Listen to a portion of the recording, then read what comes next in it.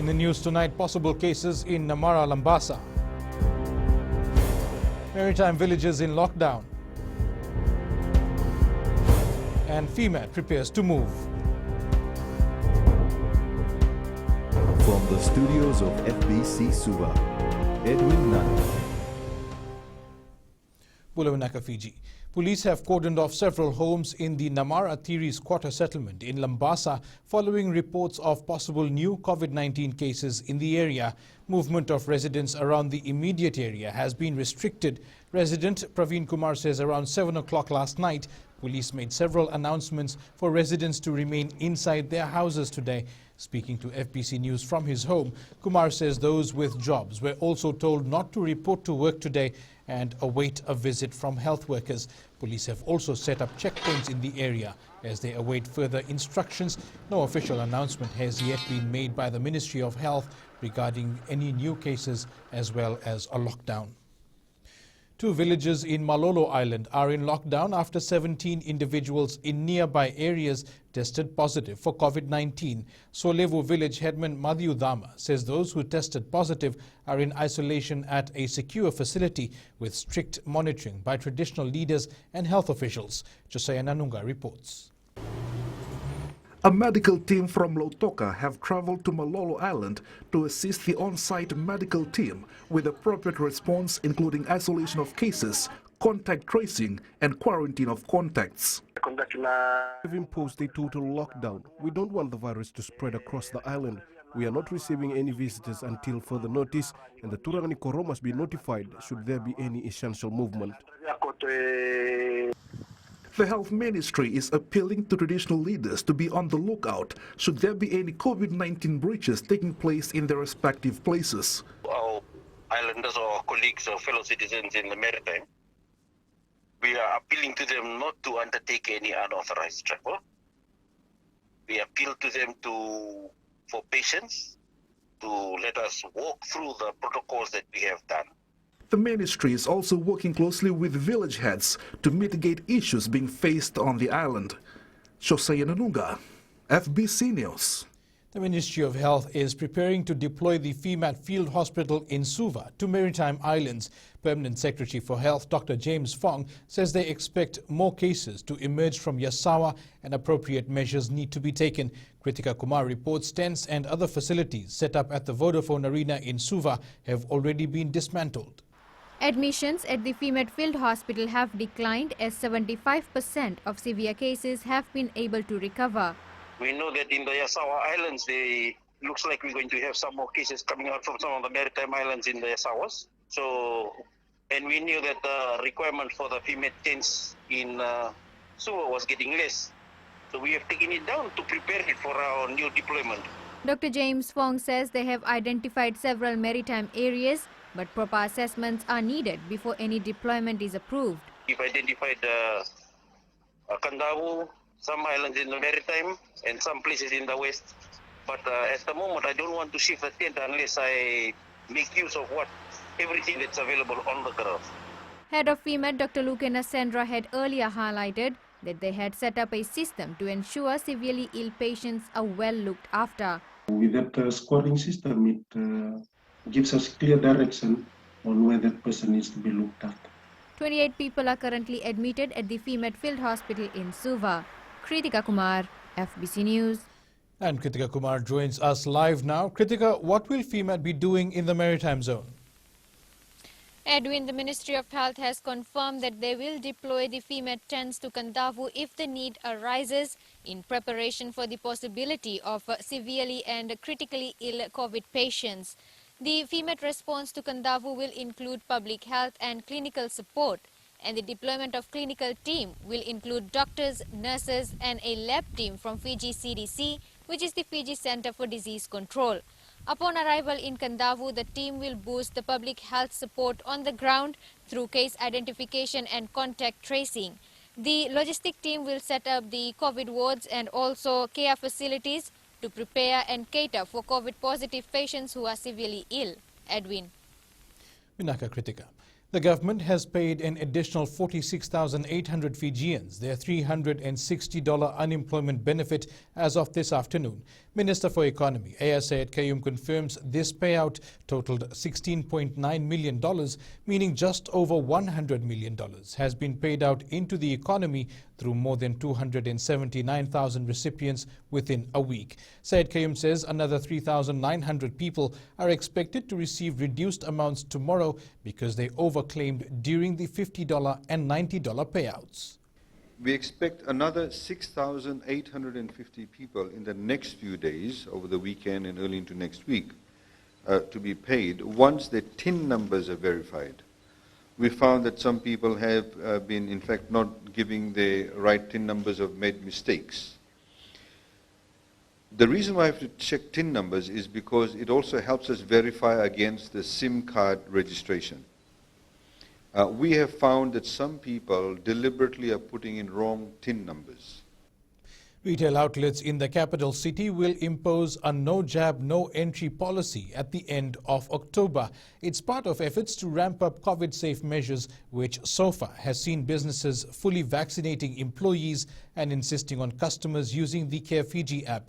Apanisa Wangai Randovu reports that as the vaccination deadline approaches, unvaccinated Fijians have been put on notice about possibly being denied entry into shops. It's a tough stand being discussed between the Suva Retailers Association and the Suva City Council, seen as the best way to protect workers and keep businesses running. We're giving a lead-up time. By October, we will just have to impose the no jab, no entry. At the moment it's no mask, no entry. So this is the way that we work, and we're working with the Suva Retailers Association. Suva Retailers Association President Jitesh Patel says employees are desperate to return to work, adding it is only fair that customers do their part. 99% of our employees are already jabbed. And if you go around town now, most of the shops are opening up. 70% of the shops have opened the doors for walk-in customers. Almost 100% of their workers are already vaccinated. And they're having the same challenge that, look, if we are getting vaccinated, we need the customers to be vaccinated as well. There is still a lot of work to be done before retailers impose a no jab, no entry policy. But businesses and the SEC have made their intention clear. Apart from shops, all SEC-managed properties will also become inaccessible to those who have not been fully vaccinated by the end of October. Apanisa Wangai Randovu, FBC News.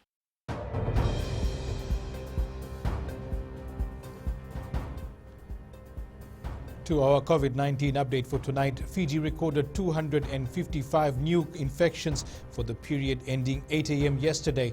138 cases are from the Western Division and 117 from the Central Division.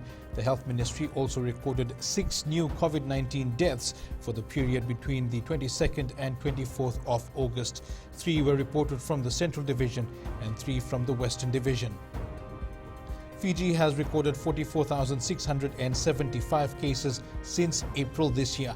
There are now 19,107 active cases with 24,908 recoveries in total. The COVID-19 death toll stands at 457. The vaccination campaign continues. In the latest update, 549,764 people, or 93.7% of the population, have received the first dose of the AstraZeneca vaccine. 249,726 people, or 42.6%, have received the second. The 5 most vaccinated areas include Ba, Rewa, Nanunga and Naitasiri, which have achieved 100% first jab administered. Next is Nandi. And Ravindra and family of Dombati in Nasinu are fully vaccinated, including their mother, who is 88 years old.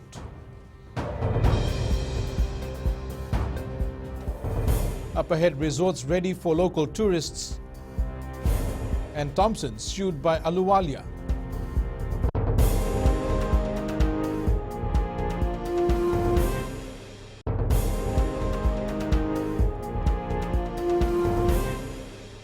Welcome back. University of the South Pacific Pro-Chancellor Winston Thompson is being sued for defamation by USP Vice-Chancellor Professor Paul Ahluwalia. Fiji Sun and Island Business are also included in the civil suit. FBC News has been reliably informed that the lawsuit has been filed in the Nauru Supreme Court. When questioned, Thompson says since he is being sued in his capacity as the USP Pro-Chancellor, the university is responsible to defend its position. For this reason, Thompson says the matter has been referred to USP's legal advisors. Thompson adds they will be making a legal argument about how the case will be filed in Nauru by a person who is not a permanent resident. He also stressed that most of the allegations made happened in Fiji, adding that if the case is to have any validity, it should be filed in the Fiji court system.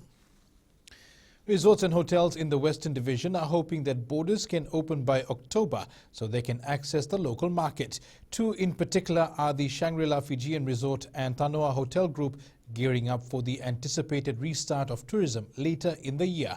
Felipe Naikaso has more. The largest resort in Fiji says it's ready to welcome international tourists, but opening up to the locals first would be a good start. Prior to that, I think it's also very helpful if the local market can come into play. So that also gives us a way of prepare ourselves to cater to a local market prior to that, meaning say around somewhere I would imagine October. With a target set on opening up international borders, the two stakeholders have been working around the clock to ensure the operations run smoothly. The continuous increase in vaccination numbers is also a positive sign. The challenges would be to getting the plant and machinery in order, getting staffs. We don't know where they are at the moment. We need to communicate with them and get them on board, start training them with the new norm.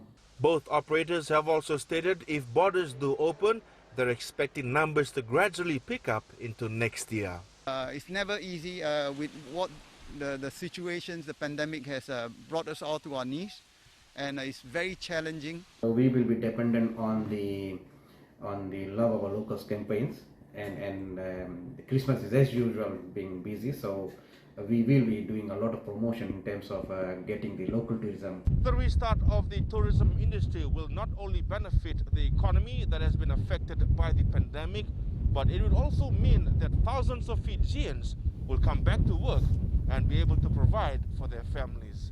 Felipe Naikaso, FBC News. Prime Minister Voreqe Bainimarama has received just over $30,000 from Energy Fiji Limited this week as part of COVID-19 relief funds. Bainimarama says such assistance will help the country towards containing the COVID-19 pandemic. The contribution is part of an initiative by employees of EFL to assist Fijians who've been affected by the pandemic.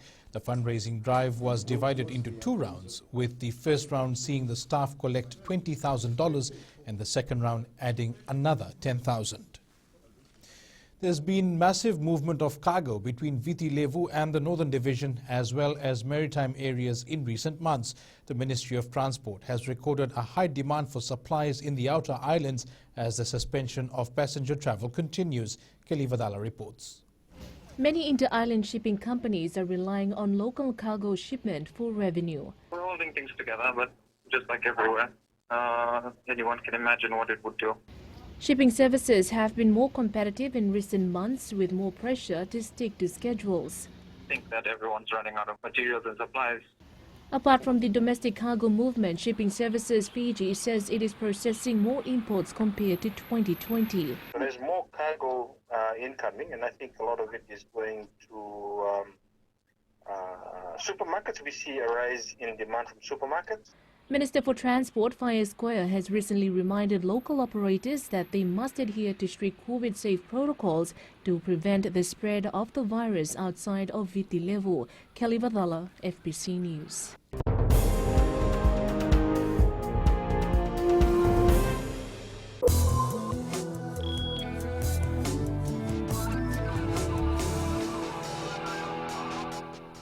More than 4,000 applications for the extended COVID-19 relief phases were rejected by the Fiji National Provident Fund. Members either had insufficient general account balances or were already accessing government's unemployment assistance. Chief Executive Viliame Vondanaivalu says it is unfortunate that almost half of the total applications were rejected. Vondanaivalu says while they sympathize with these members, they have been clear about the qualifying requirements. He adds despite being aware of the criteria, some members have tried to beat the system even after receiving the unemployment assistance from the government. Fijian products are being used in Chinese cuisine after a successful collaboration between Investment Fiji and Pacific Trade Invest China. Investment Fiji hosted the Fiji-China Online Trade Expo in May, where samples were shipped across to PTI China for a promotional event in Beijing. The event attracted a spectrum of Chinese businesses, distributors and audience such as food bloggers, creating an in-market opportunity to promote products on relevant channels in China. This led to the collaboration between PTI China and a celebrity chef launching the online Pacific Kitchen to showcase the fusion of Fiji food ingredients in Chinese dishes. The show featured on China's top social media platforms, reaching over 2 million viewers. Investment Fiji Acting Chief Executive Kamal Chetty says with the impact of COVID-19, they have implemented targeted approach to increase the success of Fijian main products in international markets. Here the local exchange rates are set early this morning. The Fiji dollar continues to slip against our two major trading partners, the Aussie and Kiwi dollars, while rising against the other international currencies we cover. Prices were mixed on the commodities market. Crude oil rose a few cents above $67 a barrel. Gold dropped a few dollars to $1,791 per ounce, and silver was down at $23.84 per ounce. And we now join Sharon from HFC Bank to give us the latest figures from the money market. Good evening. Market risk appetite improved, sending commodity currencies back in demand. Traders are of the view that the annualized Jackson Hole Symposium later this week is unlikely to offer any monetary policy surprise that could trigger massive volatility. Risk appetite also improved after top US infectious disease expert Dr. Anthony Fauci said that COVID-19 could be under control by early next year. The Aussie dollar is benefiting from the upbeat market mood. However, the ongoing virus situation in Australia is a flashing warning sign that the good times may not last long for Aussie currency. Otherwise, it was a fairly quiet day for economic data releases today. But tomorrow we will have initial jobless claims and the second quarter annualized GDP for the US and the retail sales numbers from Australia. So let's see how our Aussie counterpart fares after these releases.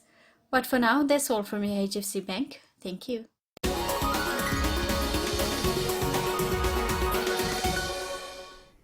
21 budding agriculture entrepreneurs have been given farming packages by the Agriculture Ministry. It's part of the ministry's Back to Rural Agriculture initiative for those who decide to move back to rural areas and use vacant lands to start up farms. Agriculture Minister Dr. Mahendra Reddy says that this will assist the farmers in expanding their agricultural enterprise. I want to further motivate the recipients here and in the other divisions participating by Zoom, that this is the beginning.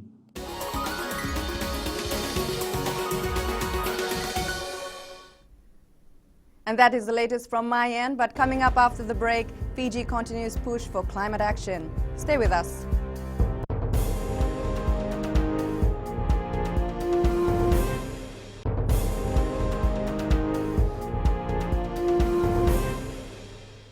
Welcome back. The planet has warmed up more in the last decade than it had in over 125,000 years. This will be problematic for Pacific Island leaders given the environmental challenges we are facing. Christiana Uluwai reports.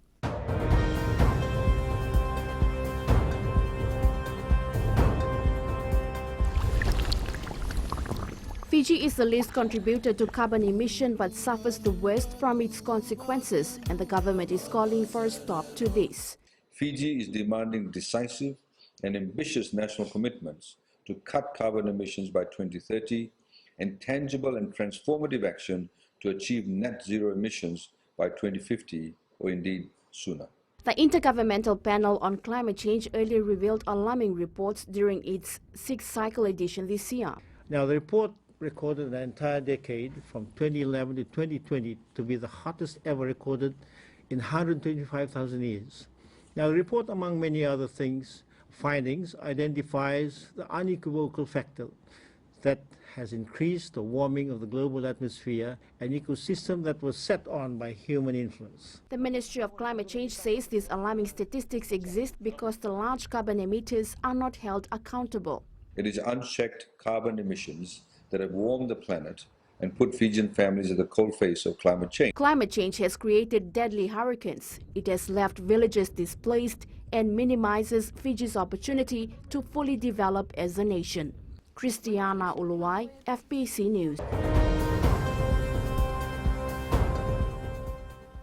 Testing positive for COVID-19 did not stop staff nurse Angela Tokede from helping patients in need of critical medical care. Based at the CWM hospital, Tokede says she used her experience to urge patients, her family and colleagues to get the vaccine and be safe from COVID-19. Sanya Nimboila reports.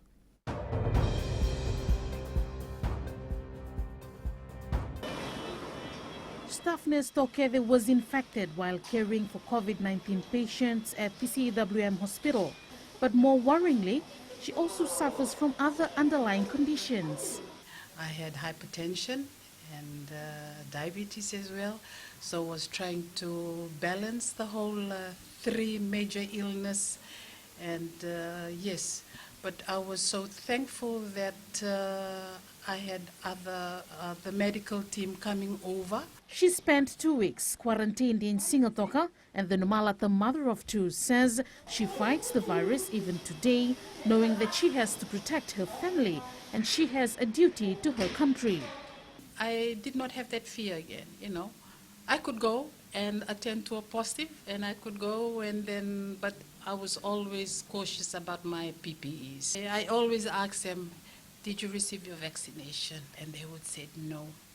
And then I would tell my story to them. The 53-year-old nurse has also commended her fellow frontliners, urging them to keep on fighting until the end. When it comes to looking after Fiji, and there are times that we are working with no resources or lack of resources, but we manage. She is part of thousands of frontline workers whose sacrifices and challenges are not often seen in Fiji's battle to eradicate COVID-19. Sainia Nimboila, FBC News.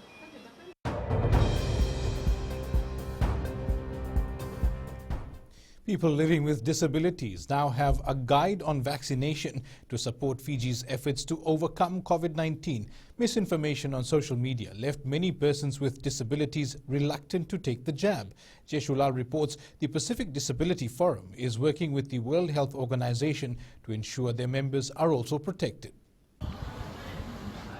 As Fiji heads towards full herd immunity, persons with disabilities are not being left behind. The Pacific Disability Forum, we actually worked with the World Health Organization on a very, very informative project where we also introduced not only practical health guides or guides to assist companies, service providers, assist persons with disabilities.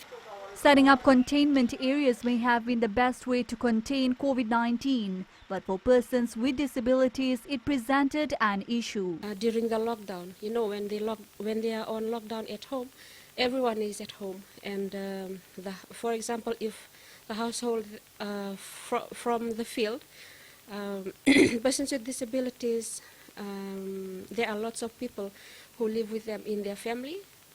So it can be up to 15 households, for example, and then staying at home with everyone at home and the needs that these persons with disabilities need. The authorities are also working to ensure that these people are provided with the resources needed during this pandemic.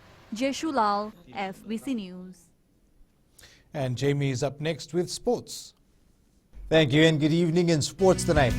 Family sacrifices pay off for Olympic bronze medalist. And Team Fiji all set for Paralympic Games. This and more coming up.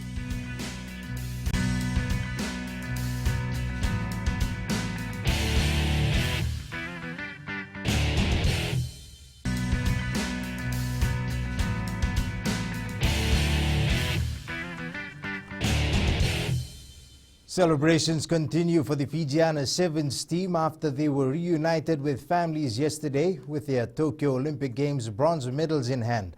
For Lavena the Vuru, it was an extra special achievement as the first in her family to represent Fiji.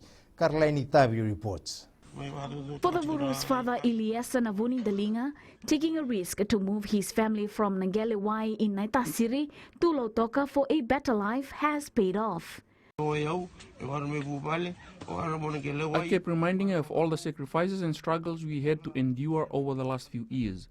I told her this is not the only about your families or the people of Ngelewai, but about women's rugby as a whole. When she goes out on the field, she has to give it her all. The Vuru was overwhelmed yesterday as she was hosted by friends and family, welcoming her back to Waiavi Lautoka. This is not the end of the road. Team Fiji para-athletes and officials are safe and ready for the Tokyo Games from Monday after reports of an athlete testing positive for COVID-19 inside the Paralympic Village 2 days ago. Tokyo has ramped up its safety protocols. Karlaini Tavi has more. Fiji's representatives Indosi Matea and Iosef Rakesa were part of the opening ceremony on Tuesday night, which was also attended by an infected athlete. We get regular testing. Yesterday's testing came out negative. I'm not sure about today's testing. The pressure is now mounting as the countdown begins for the competition start date. I feel the pressure because it's more a high-level competition, and it is my first time here as a Paralympic and representing Fiji as a nation. Being in Japan for the second time has eased the tension a bit for Rakesa. This is my second time in Japan. I came here on the 2019 for training course, and this is my second time in Japan. An investigation is underway to identify anyone deemed to be in close contact with the unnamed athlete to ensure the virus does not spread. Karlaini Tavi, FBC Sports. Losing players to other sports is a worry for the national women's football team. It's lost a good number of players to rugby, including some that just won bronze with the Fijiana at the Tokyo Olympics. Talia Materkula reports. Players like Vinyana Riwai, Vasiti Solikoviti and Lavena the Vuru left football for rugby. Some of the women that we have trained and have worked with over the years have retained our players. Fiji Football says there are plans to develop women's football, but at the end of the day, the final decision rests with the players. The training we provide is supported through FIFA, and a lot of it is very, tailored to ensuring that we have a sort of a growth plan for the girls. But obviously at the end of the day, it's their decision if they want to, switch codes. Exposing players to overseas competition may be the answer to retaining talent. When you compare soccer and rugby, rugby has the advantage because players are being exposed to international matches in every leg of the 7 series. And this is a disadvantage that football has. Vinyana Riwai, who has been playing football and rugby even before the Tokyo Games, may end up juggling commitments to the World Cup qualifiers and Commonwealth Games next year if she decides to play both sports. Tali Materkula, FBC Sports. Netball Fiji has named a 16-member national squad to prepare for upcoming games if there are any. As Aquila Dama reports, overseas-based players Matila Bodea and Emma Luvu have also been included in the side. The national netball squad has been trimmed as Netball Fiji takes a proactive approach, hoping for some good news later this year. The 16, including Emma and Matila, who are currently playing in Australia, have received more focused training programs, and so they're doing this online. And again, this is in preparation as well for the Oceania qualifiers. Not likely, but that are due to be held in 2022. For the past few months, administrators have been mapping the way forward. With no netball happening, our focus has been on off-the-court work, not on the game itself, but on administrative work, firming up plans that we've written out There may be plans, but we have to learn to live with COVID, whether we like it or not. The idea that COVID's not going to be here is something we've got to get out of our head. It's going to be here forever. It may not be as bad, but we have to live with it. And so our planning has to encompass that. Maisie says all the sports in the country have suffered losses due to the pandemic. Aquila Vama, FBC Sports. England totally dominated the opening day of the third cricket test against India. It's traditionally a fancy dress day for the fans, but the home side England basically stripped the tourists bare, bowling them out for just 78 runs and passing the mega total without losing a wicket. That's it from Sports Tonight. Coming up in Weird and Wonderful, clearing out God's mailbox in Jerusalem. Find out more after the break.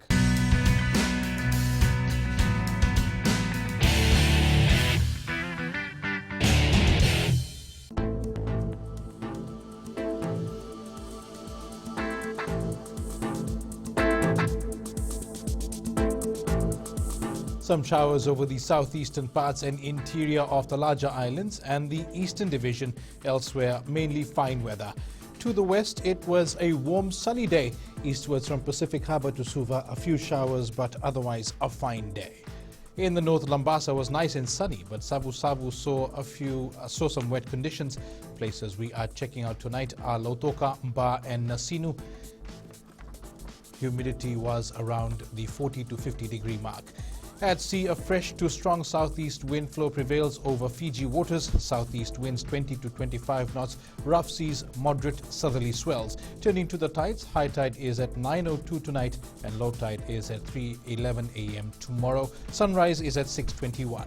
For tomorrow, expect cloudy periods and some showers over major centers. The outlook for Saturday, some showers over the eastern parts and the interior of the larger islands and the eastern division, mainly fine weather elsewhere. And our shot of the day, calm waters in the Suva harbour today, sent in by Shivnal Lakhan.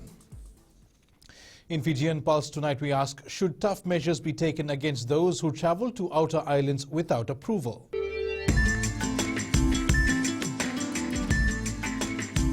So I think there should be strict policy regarding those who's traveling to the outer islands without approval. I think people shouldn't be punished if they go to outer islands. There should be a very strict policy for the people who traveling the outer island. Like they shouldn't be punished when they go to the outer islands. Recapping our main stories, possible cases in Namara, Lambasa, Maritime villages in lockdown, and Fema prepares to move. For these stories and others, you can tune in daily to our sister station Gold FM to our poll question. This week we are asking, are you confident that Fiji will meet its October vaccination deadline? Visit our FBC News website to take part and do send us newsworthy pictures and videos, fbcnews@fbc.com.fj, or share it with us via our social media accounts. You can also download our FBC app to keep updated with the very latest in news and sports and listen to our 6 radio stations live. That's your news this evening. I'll see you again tomorrow. Until then, stay safe. Modemanda.